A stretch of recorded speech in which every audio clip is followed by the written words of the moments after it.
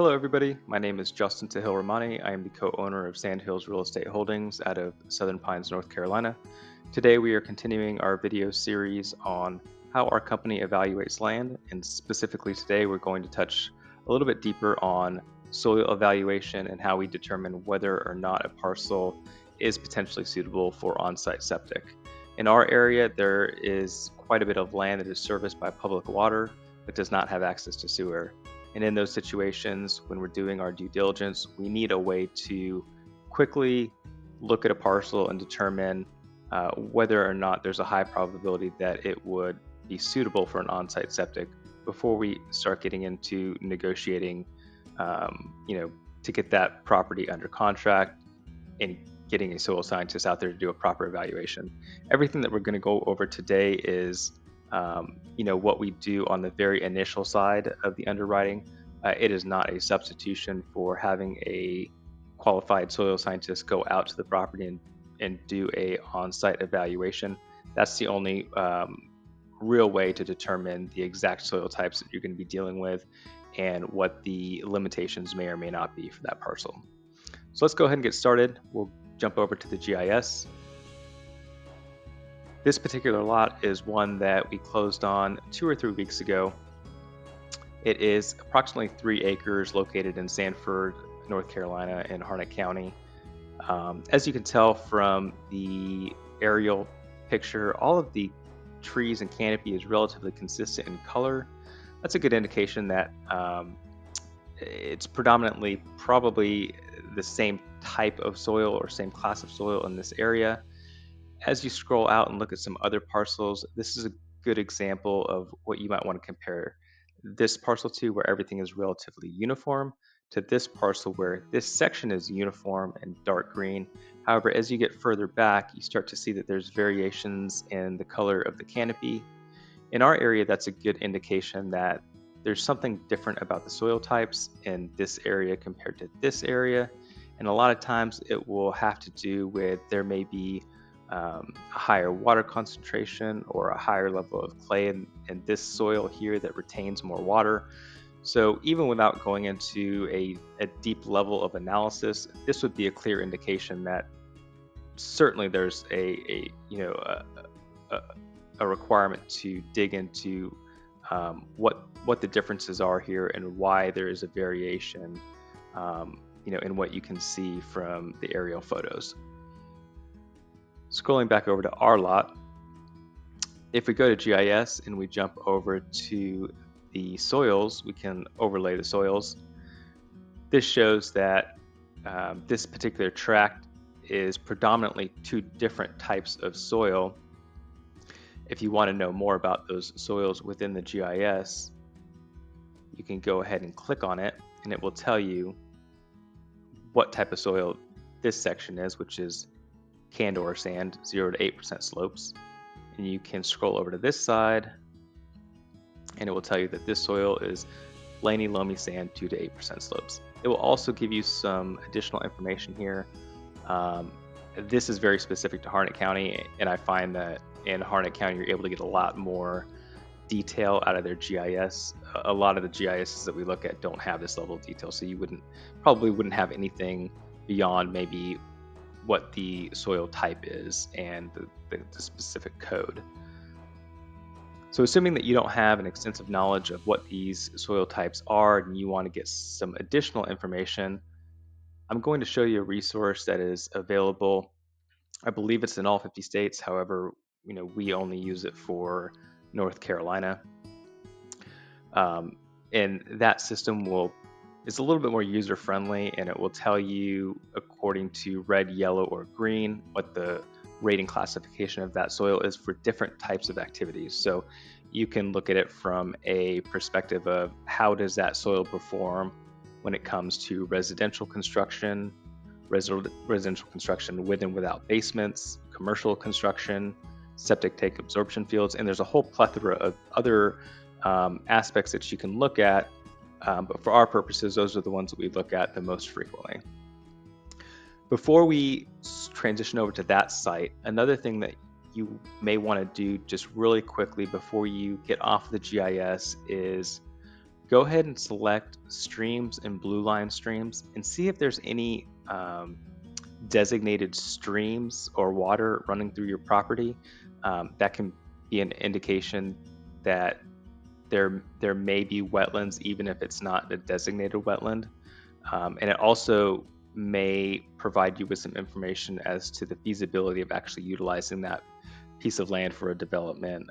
If there's a significant stream, it may be very costly to cross that stream, or it just may not be feasible at all. So that's a good thing just on the very front end to go ahead and check out.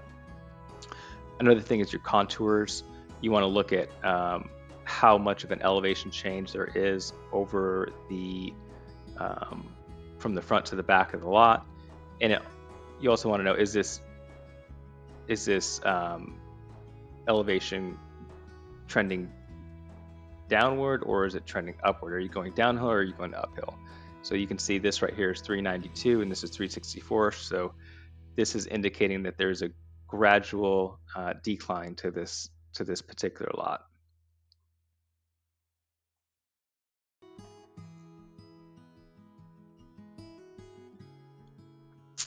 Always go to wetlands, select wetlands.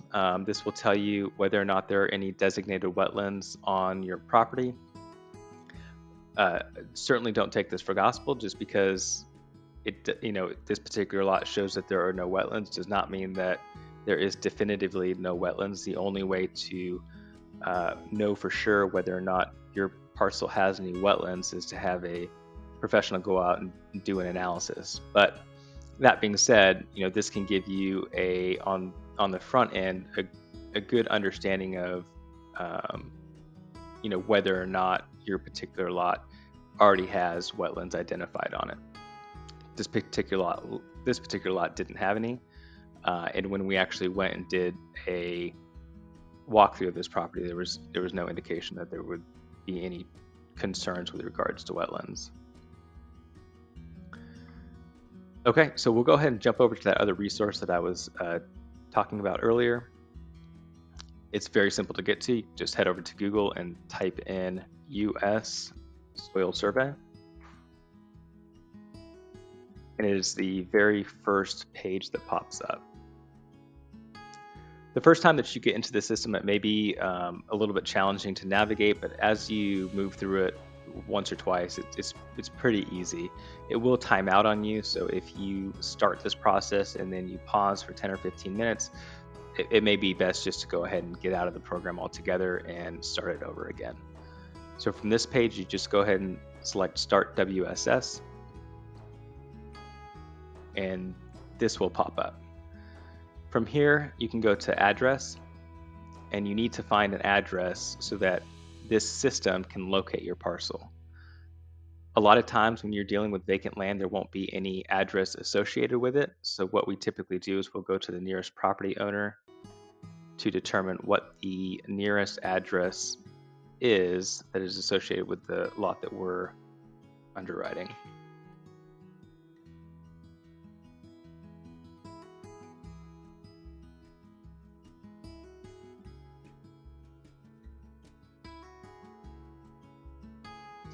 Once you have the address in, you can go ahead and hit Select View, and you can see that it did pull up the correct address.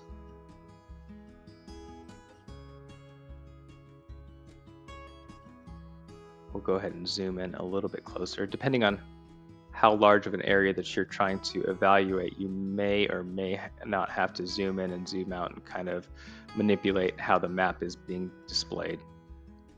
So we can tell that that's the house where we pulled the address from. So our particular lot that we're looking at is in this vicinity right here. So what you want to do is select the AOI, which stands for area of interest, and you'll have the ability now to drag and drop a box over the area of interest. Now you can tell by this blue box you've selected a large area encompassing the parcel that you're interested in. I always like to make the box a little bit bigger so that I can see what's going on adjoining parcels. Again, there's a lot of other resources that are available in this site, so this is certainly not exhaustive. I'm just trying to show you the steps that I take. From here, I'll go to Soil Data Explorer,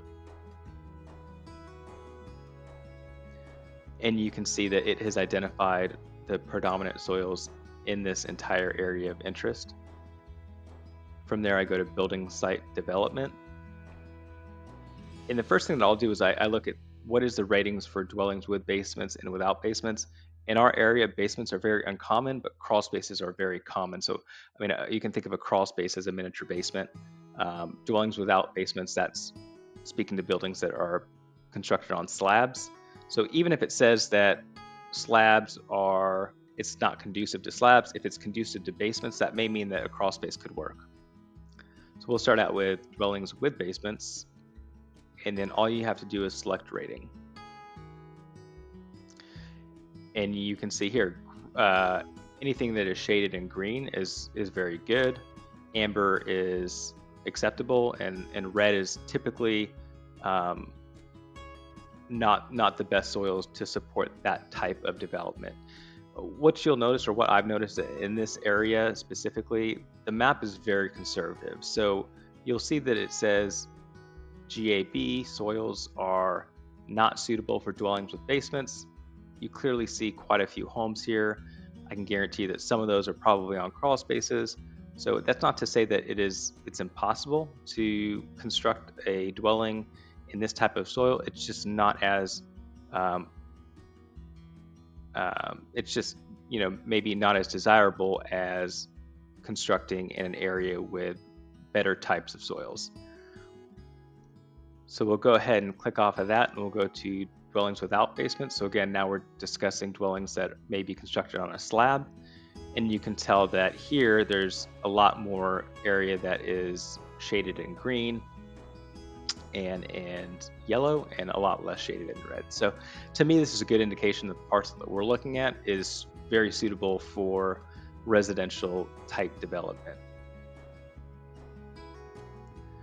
The next thing that we'll do is we'll go down to sanitary facilities, and we will go to septic tank absorption field.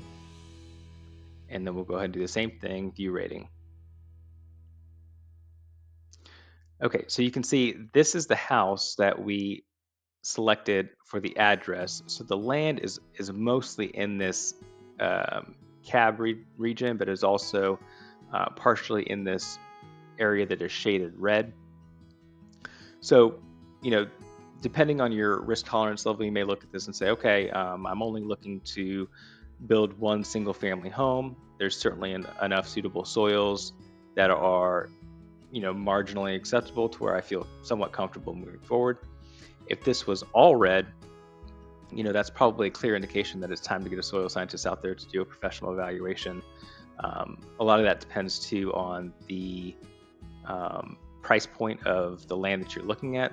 Obviously, the more expensive parcel and land that you're looking at, probably the more due diligence that you're going to want to put in on the front end. If you're picking up something for a great value, then maybe it's a proposition where you're willing to take a little bit more risk. Again, you'll notice that this is somewhat conservative, this map. Just because it's shaded in red doesn't mean that a septic system is not viable. It's just not going to be as suitable as a soil type that is in a higher classification. So for example, there's homes that are here in this red shaded area. There's absolutely no sewer in this region at all. So all of these homes are on septic. But red can mean anything from absolutely there's no possible way that you can get a septic system, engineered or otherwise, onto this parcel, or it could mean you could get anything from a gravity system to an engineered system. It just may require additional leach field, it may require additional engineering. So don't ever take this as red means absolutely a non-starter or green means absolutely full steam ahead. Again, this is just another tool, and it's not a replacement for having a soil scientist go out and do a proper perk test on whatever parcel that you're looking at. So I hope this was helpful. Again, this is very very first steps that we take whenever we're looking at land that's not serviced um, by municipal sewer. And I would encourage you to not only get familiar with your local GIS to determine what information is available with regards to soils there, but also pop over to this site and start playing around with it, and maybe look at some areas that you're familiar with, maybe where your primary residence is, and kind of get an idea of what does it look like in your area and areas that you're familiar with. That will help you kind of better understand how these ratings are developed. And if you were to scroll down, it will give you some more information. For example, we're on septic tank absorption fields, and this area is CAB, so that's canned or sand. If you go down to CAB, it tells you that for a septic tank absorption field, it's somewhat limited, and that's due to the depth of the saturated zone and slow water movement. There's a bunch of information, but as you can see, it goes anywhere from somewhat limited to very limited to not rated. If it's not rated, it's not suitable at all. So you might find this area that is water. Of course, water is not going to be suitable for for anything with regards to building or otherwise. Um, so at any rate, I hope this was helpful. If there's anything that we can do to help you, if you're looking for land, please feel free to reach out. All of our contact information is available on our website, www.sandfieldsreh.com. My partner or myself would be more than happy to talk to you, share any experience that we have. We love discussing anything that has to do with real estate or land. And please, if you would visit our website, go ahead and subscribe to our notifications, and you'll be notified anytime that we upload additional properties or if we have any blog posts or videos that we've shared. I hope you guys have a great day. And again, feel free to reach out with any questions.